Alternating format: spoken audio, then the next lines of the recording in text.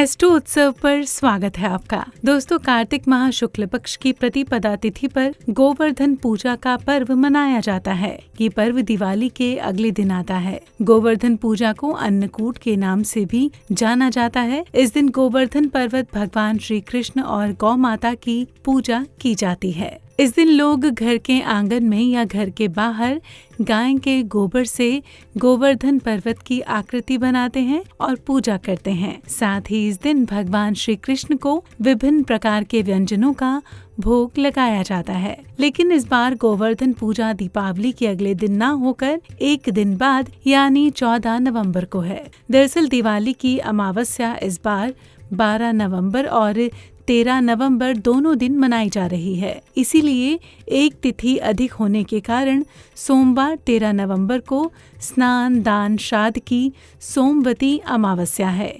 इसीलिए इस दिन त्योहार, शुभ कार्य व पूजन नहीं हो सकता। दिवाली के अगले दिन गोवर्धन पूजा करने का विधान है। तिथि खाली होने के कारण गोवर्धन पूजा अब 14 नवंबर को मनाई जाएगी। दृक पंचांग के अनुसार शुभ गोवर्धन पूजा प्रातःकाल मुहूर्त 14 नवंबर को सुबह 6:43 से सुबह 8:52 के बीच है। पूजा के लिए प्रतिपदा तिथि 13 नवंबर को दोपहर 2:56 से शुरू होती है और 14 नवंबर को दोपहर 2:36 पर समाप्त होगी। इसीलिए उदया तिथि में 14 को गोवर्धन पूजा मनाई जाएगी। अभी हमने जाना शुभ मुहूर्त के बारे में, अब जानते हैं इस दिन के बारे में और भी कुछ खास बातें विस्तार से। जी हाँ, इस बार गोवर्धन पूजा के दिन शुभ योग बन रहे हैं।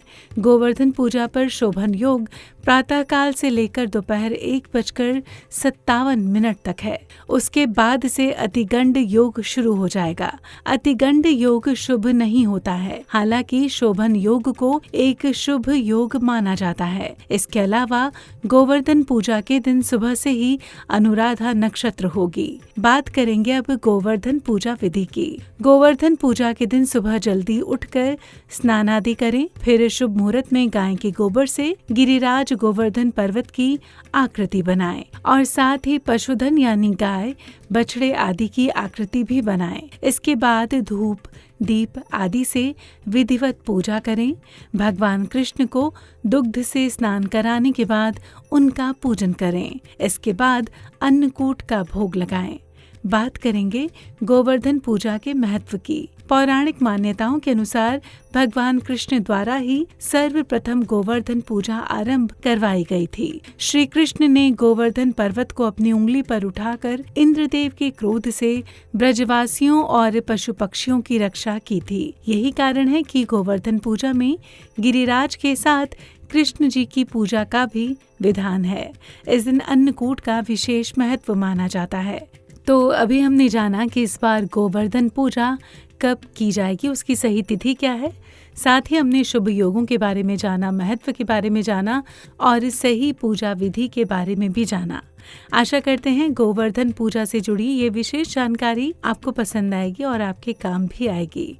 और अगर ये जानकारी आपको अच्छी लगी हो तो इस वीडियो को लाइक ज़रूर कीजिएगा, शेयर कीजिएगा, सब्सक्राइब कीजिएगा एस्ट्रो उत्सव को। धन्यवाद।